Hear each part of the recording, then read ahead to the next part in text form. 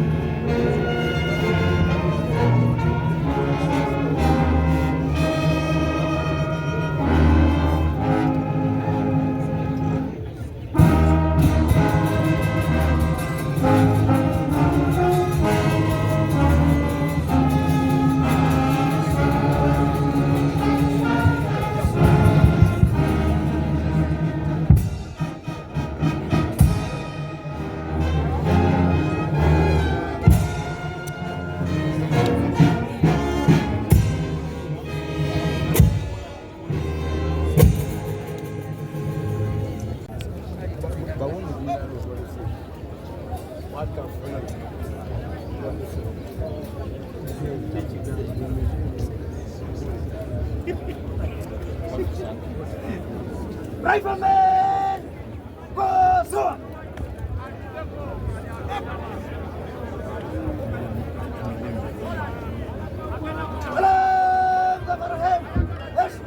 Go!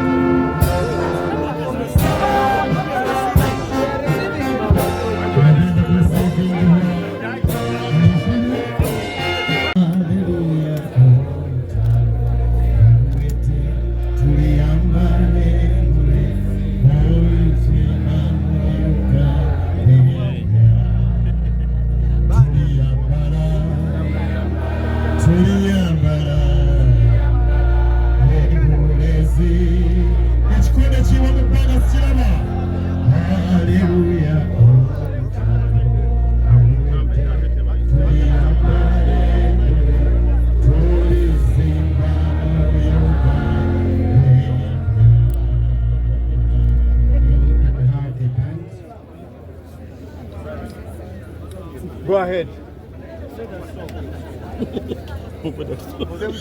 Not that one.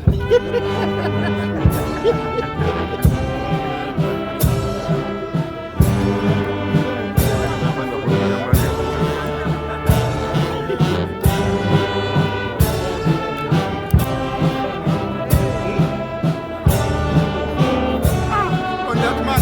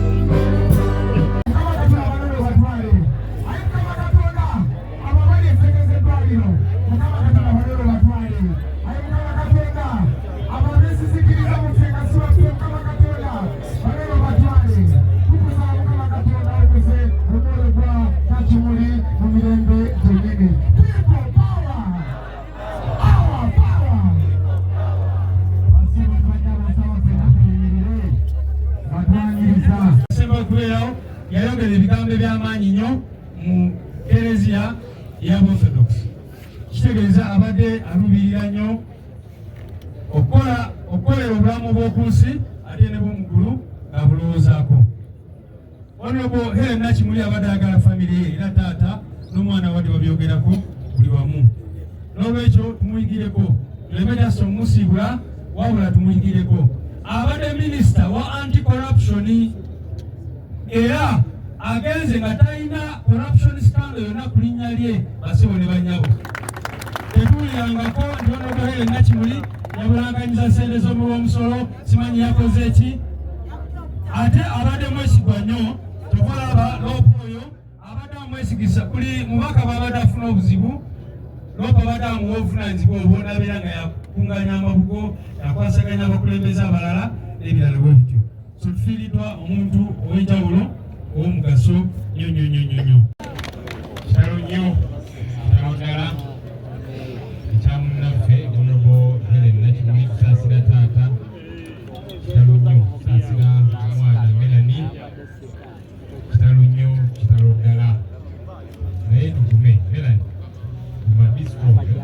ndowooza bw'olaba abantu bano abali wano bonna kikulaga nti maama wo abadde wa kabi, abadde w'amaanyi, abadde mukyala wa nsonga. Kikuwa essuubi nti abantu bano abaza okuberekera maama wo babadde bamulabamu ensonga. Naye guma Katonda waali kituwulidibwe. Honorable Helen ono bingi ebimwogeddwako, nawe nabadde neŋŋamba nti abadde mukyala nga buli kyakola ateekamu 10 ku kinnaakyo, alina commitment nga ebintu tabikola fwa. Bw'asalawo okukola ekintu ajja kikolera ddala, bw'asalawo okwagala obuorthodox bwe nga bwagalira ddala. Nze nina orthodox nali sikitegeerangako paka lwendasinkana Honorable Helen. Kigambo kimu bibiri kyaki orthodox n'akunyonyola kino n'akutegeeza kino, era abadde ambasada wa kyaki orthodox nnyo nyini ddala. Ng'ayagala ebyemizannyo, ng'ayagala ekibiina kye, naye ng'ensonga z'abantu azimirirako nnyo. Honorable Helen ono ng'ayogeza bukakkamu naye ensonga ng'etuukira ddala w'erina okutuuka. Ng'ajja kwogera ku basibe abasibibwa obwereere, ng'ajja kwogera ku fugabbi, ng'ajja kwogera ku bulyake, ensonga ye n'etuukira ddala. Eddoboozi lye tugenda kulisaalirwa nnyo nyini ddala. Ebibuuzo bibadde bingi ngeri munnaffe gyafa. Honorable Helen yayogerako naye ku lunaku lwafe ku Sande. Twali tuteekateeka kubeera n'olukuŋŋaana lw'ababaka opposition Enkeera ku tteeka lino limuwulira erya sovereignty bill. Muliwulira? Muliwulira etteeka eryo? Temulimanyi? Mulina nno litegeera etteeka eryo kubanga ebirimu si bye birungi. Anyway, ng'ampa update enteekateeka nga bw'eri. Nangana okuŋŋamba naye ngendako mu ddwaliro tunasajjabe ng'asajjabe kikanki ate kye kigenda mu maaso nanyinyonnyolamuko, era ngamba buli kimu kijja kuba bulungi. Nina mu kwevuga genda ku ddwaliro. Honorable, oli mu kwevuga genda ku ddwaliro ng'ogenda mu ssajjabe. Era ngumya nangamba nti si kyamaanyi nnyo ekitiisa, buli kimu kijja kuba bulungi. Kale katulindirire, era nanga bwe tunaamaliriza nja kukubira akasimu ku nteekateeka z'enkya. Ebyembi Honorable Helen yayingira theatre teyavaayo. Muze mbiwulira nange nali mu lukiiko ng'abasawo batubuulira ebyava mu postmortem report, era abantu abamu bazze bambuuza nti alopo tuwulira naawe oli omu ku bo abategeezebwa ebyaliyo. Ekyamazima abasawo baatugamba nti ekyenkomeredde kyaleetera munnaffe okussa omukago ogw'enkomerero tekinnategeerekeka. Naye ne tukkaanya nabo n'abalala ne twasabye okwetaba ku nsonga eno wabeerewo okunoonyereza okulala, era ne mukyati tubyogeddeko. Era kasuubire kijja kukolebwa, famire etegeere, bannakalangala bategeere, eggwanga litegeere byatambula bitya era ki ekyajjawaawo. Era essuubi nti tujja kutegeera tufune obukakafu, naye ka tulindirire. Mwebale nnyo, mwebale ddala, mwebale kuwerekera Honorable Nakimuli mu kitiibwa.